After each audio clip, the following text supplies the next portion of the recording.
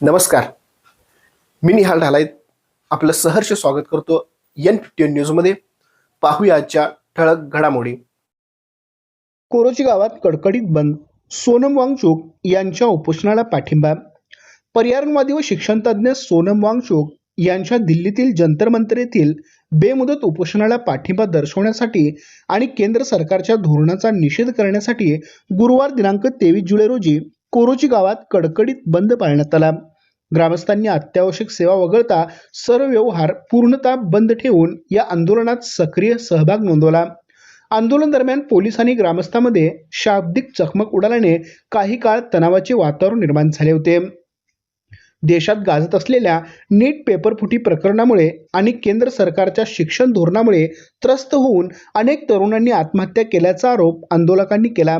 या पीडित युवकांना न्याय मिळवून देण्यासाठी आणि केंद्रीय शिक्षण मंत्री धर्मेंद्र प्रधान यांच्या राजीनाम्याची मागणी करण्यासाठी सोनम वांगचुक यांनी दिल्लीत उपोषण सुरू केले आहे। दिल्लीत शांततेच्या मार्गाने आंदोलन करणाऱ्या विद्यार्थ्यांना व नागरिकांना पोलिसांनी अमानुषपणे मारहाण केले। लोकशाही मार्गाने चाललेले आंदोलन मोडीत काढण्याचा प्रयत्न प्रशासनाकडून केला जात असल्याचा आरोप करत या घटनेचा तीव्र शब्दात निषेध नोंदवला।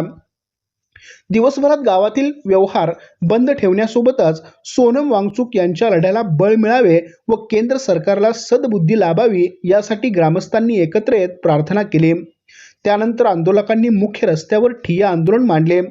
यावेळी रस्त्यावर बसता येणार नाही असे सांगत पोलिसांनी आंदोलकांना उठवण्याचा प्रयत्न केला, मात्र आम्ही इथून उठणार नाही असा आक्रमक पवित्रा आंदोलकांनी घेतला। यावरून पोलीस प्रशासन आणि ग्रामस्थांमध्ये जोरदार शाब्दिक चकमक उडाली, ज्यामुळे परिसरात काही वेळ तणाव पसरला होता। कोरोची गावबाग स्टँड येथे आयोजित सभेत सर्वपक्षीय नेत्यांनी केंद्र सरकारच्या कारभारावर जोरदार हल्लाबोल केला। केंद्र सरकारचा मनमानी कारभार सुरू असून लोकशाही मार्गाने चाललेल्या आंदोलनाला काळिमा फासण्याचे काम सरकारने केले आहे, अशी टीका यावेळी नेत्यांनी केली। सभेनंतर जोरदार घोषणाबाजी करत गावबाग स्टँड ते देशभक्त रत्नापन्ना कुंभार साखर कारखाना आणि माळबाग पाण्याची टाकी असा मोर्चा काढण्यात आला। यावेळी सरकार विरोधात जोरदार घोषणाबाजी करण्यात आली। माळबाग पाण्याच्या टाकीजवळ मोर्चाची सांगता झाली।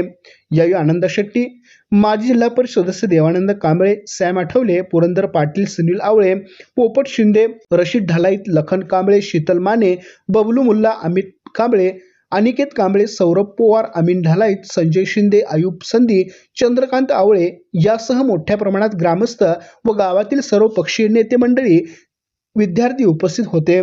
कोणताही अनुचित प्रकार घडू नये यासाठी शहापूर पोलिसांच्या वतीने गावात चोख व मोठा पोलीस बंदोबस्त तैनात करण्यात आला होता। आमच्या प्रतिनिधीसह पाहत रहा N51 न्यूज।